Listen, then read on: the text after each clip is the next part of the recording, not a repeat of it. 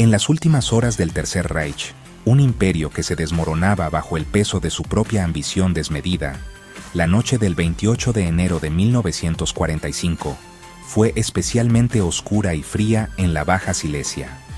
Mientras el estruendo de la artillería soviética ya retumbaba en el horizonte como un trueno incesante, anunciando el juicio final, y los mapas en el búnker de Hitler se teñían de rojo con cada nueva derrota, cada ciudad perdida, cada división aniquilada. Un convoy blindado atravesó la noche polaca como una serpiente de acero. No era un tren militar cualquiera, transportando tropas o municiones.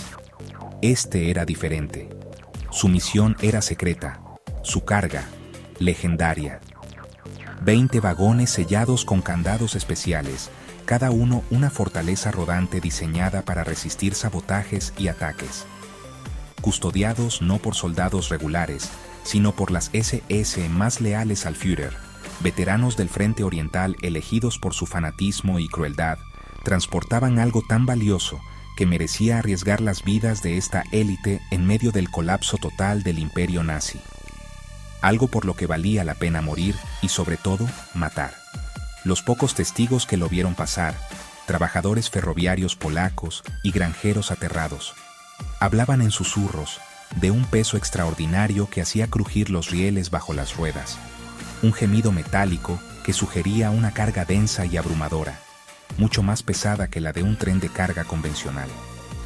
Hablaban de soldados nerviosos con órdenes de disparar a matar a cualquiera que se acercara demasiado, creando un perímetro de muerte de 100 metros a cada lado de las vías. Y sobre todo, hablaban de vagones cubiertos con lonas negras, que ocultaban su contenido incluso de los propios guardias de bajo rango. Un secreto dentro de un secreto. Aquel tren, que se cree partió de la sitiada ciudad de Breslau, hoy Wrocław, partió hacia las montañas de la Baja Silesia en una noche sin luna y jamás regresó.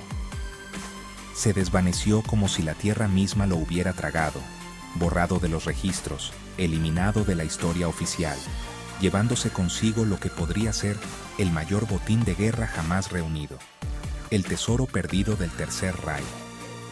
Se especula que contenía toneladas de oro, obras de arte invaluables como el retrato de un joven de Rafael, quizás incluso los paneles perdidos de la legendaria cámara de ámbar, y joyas de las casas reales europeas, y lo más peligroso de todo, secretos que podrían reescribir la historia, documentos que implicaban a naciones y a individuos en crímenes impensables.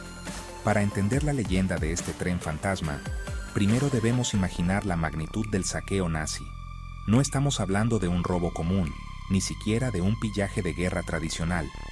Fue la operación de despojo más despiadada, sistemática y meticulosa que el mundo haya conocido. Una empresa industrial de robo a escala continental. Durante 6 largos y sangrientos años, desde que las primeras botas alemanas cruzaron la frontera polaca en 1939, los tentáculos del Reich se extendieron por cada museo, cada banco, cada sinagoga, cada hogar judío de Europa. Nada estaba a salvo. Era una máquina de saqueo perfectamente engrasada, con departamentos, burócratas y expertos en arte, trabajando al unísono para despojar a un continente de su alma. Hermann Göring, el Reichsmarschall, el número 2 del régimen y un coleccionista obsesivo, hasta la locura, fue el principal arquitecto de este robo cultural. Creó una unidad especial, el Einsatzstab Reichsleiter Rosenberg, o ERR, que mantenía trenes especiales solo para transportar las obras maestras que personalmente seleccionaba en sus visitas de inspección a los territorios ocupados. En París, vació el Louvre y las colecciones privadas de las grandes familias judías. En su opulenta finca de Karin Hall se acumulaban Rembrandts, Vermeers y Da Vincis como trofeos de caza. Un monumento a su codicia insaciable. Göring era tan meticuloso que mantenía un catálogo fotográfico de miles de páginas con cada pieza robada, codificada y valorada. Se dice que llegó a poseer la colección privada de arte más grande del mundo, con más de 2000 piezas de calidad museística, toda ella robada, manchada con la sangre y las lágrimas de sus legítimos dueños. Pero el arte, con todo su valor cultural, era solo la punta del iceberg. El verdadero motor financiero del Reich era el oro. En los sótanos blindados del Reichsbank en Berlín, Walter Funk, el ministro de Economía del Reich, un hombre de apariencia anodina pero de una crueldad calculadora, supervisaba montañas de lingotes de oro que crecían día tras día, un tesoro acumulado sobre la ruina de naciones enteras. Al principio, era el oro de los bancos centrales de Polonia, Bélgica, Holanda y Francia, las reservas nacionales que respaldaban sus monedas. Pero pronto, la fuente se volvió mucho más oscura. Era algo mucho más siniestro, el llamado Raubgold, el oro robado. Oro fundido de alianzas matrimoniales arrancadas de dedos muertos en los guetos y los campos. Oro de empastes dentales extraídos con alicates de las bocas de las víctimas de las cámaras de gas en Auschwitz y Treblinka. De candelabros y reliquias familiares que habían pasado de generación en generación durante siglos.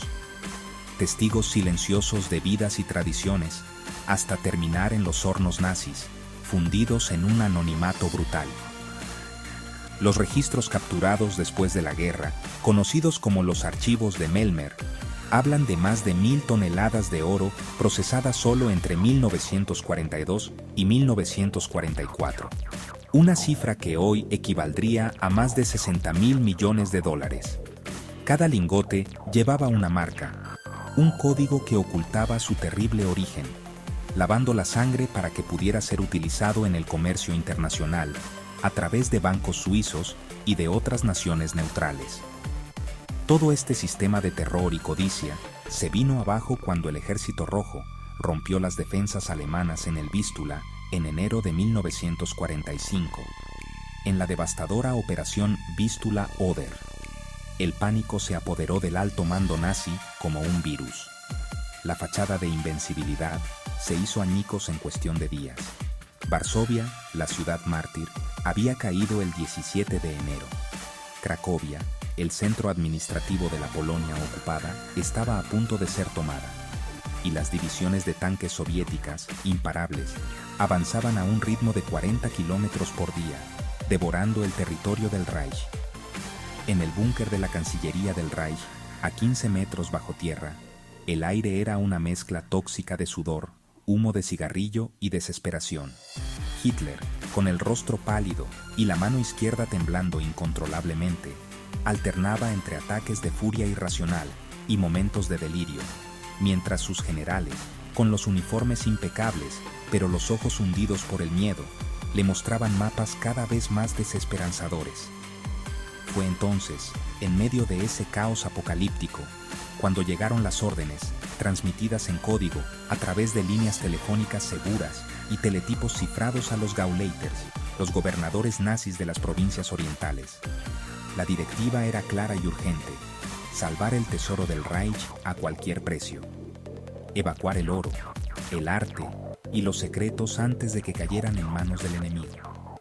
No para financiar una resistencia futura, como algunos creían en el mito de la fortaleza alpina, sino como un seguro de vida para los jerarcas nazis que planeaban escapar y quizás, un día, financiar el resurgimiento de su ideología.